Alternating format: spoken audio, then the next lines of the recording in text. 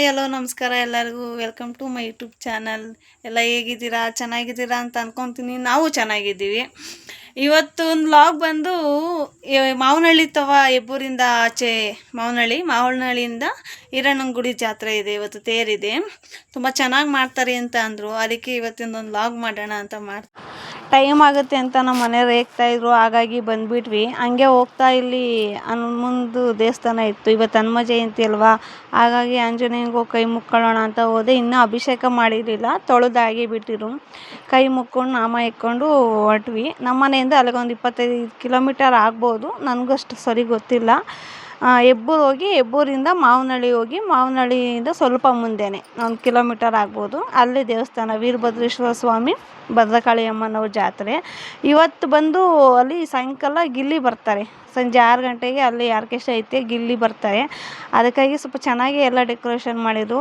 ಎಲ್ಲರ ಮನೆ ಮುಂದೆನೂ ತೇರಿನ ರಂಗೋಲಿಗಳು ಬಿಟ್ಟು ಬಣ್ಣ ಹಚ್ಚಿದ್ರು, ತುಂಬ ಚೆನ್ನಾಗಿತ್ತು.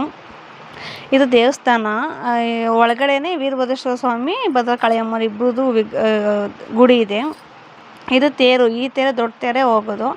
ಒಳಗಡೆ ವಿಡಿಯೋ ಮಾಡೋಕ್ಕೆ ಅಲೋವಿಲ್ಲ ಅಂದರು. ಅದಕ್ಕೆ ಈಚೆನೇ ದೇವರ ಅಲಂಕಾರ ಮಾಡ್ತಾಯಿದ್ದಲ್ಲ, ಅಲ್ಲಲ್ಲೇ ಒಂದೊಂಚೂರು ಕ್ಯಾಪ್ಚರ್ ತಗೊಂಡು ನಾನು ಗರ್ಭಗುಡಿ ಒಳಗೂ ಕೈ ಮುಕ್ಕೊಂಡು ಬಂದೆ. ಯಾಕಂದರೆ ನಾನು ಇದೇ ಫಸ್ಟ್ ಟೈಮ್ ಹೋಗಿದ್ದಲ್ವ, ಹಾಗಾಗಿ ಕೈ ಮುಕ್ಕೊಂಡು ಬಂದು ಈಚೆ ಒಂದು ಸ್ವಲ್ಪ ಆ ಕಡೆ ಈ ಕಡೆ ಶಾಪಿಂಗ್ ಎಲ್ಲ ನೋಡಿಕೊಂಡು ಸ್ವಲ್ಪ ಹೊತ್ತು ಕುಂತಿದ್ವಿ. ಯಾಕಂದರೆ ತುಂಬ ಬಿಸಿಲಿತ್ತು. ಇನ್ನೂ ತೇರು ಲೇಟ್ ಆಗುತ್ತೆ, 2-2:30 ಆಗುತ್ತೆ ಅಂದರು. ಸ್ವಲ್ಪ ಹೊತ್ತು ಕುಂತಿದ್ದು ಊಟ ಮಾಡಿಕೊಂಡು ಬಂದ್ವಿ. ಅಷ್ಟೊತ್ತಿಗೆ ದೇವ್ರು ಈಚೆ ಬಂದುಬಿಟ್ಟಿತ್ತು. ದೇವ್ರು ಆಗಲೇ ಆಚೆ ಕಡೆ ಮೆರವಣಿಗೆ ಬಂದಿತ್ತು.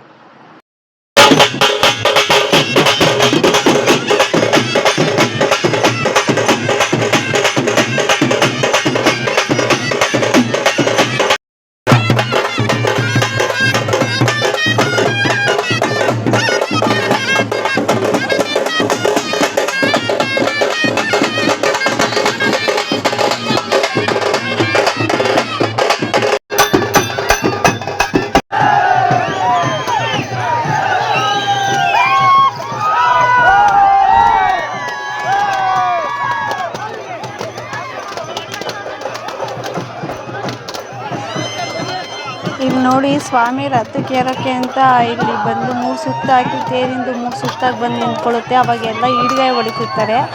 ಈಡ್ಗಾಯಿ ಹೊಡೆಯೋ ಟೈಮ್ಗೆ ಈಗ ಮೇಲ್ಗಡೆ ಹದ್ದು ಬರುತ್ತೆ. ಹದ್ದು ಬಂದು 3 ಸುತ್ತು ಪ್ರದಕ್ಷಿಣೆ ನೋಡಿ ಕಾಣ್ತಾ ಇದೆಯಲ್ಲ, ಇದು 3 ಸುತ್ತು ಪ್ರದಕ್ಷಿಣೆ ಹಾಕಮೇಲೆ ದೇವರು ರಥ ಏರಿ ತೇರ ಮೇಲೆ ಕುಂತ್ಕೊಳ್ಳುತ್ತೆ ದೇವರು. ಅದು ನೋಡೋಕ್ಕೆ ಒಂಥರ ಖುಷಿ ಆಗುತ್ತೆ.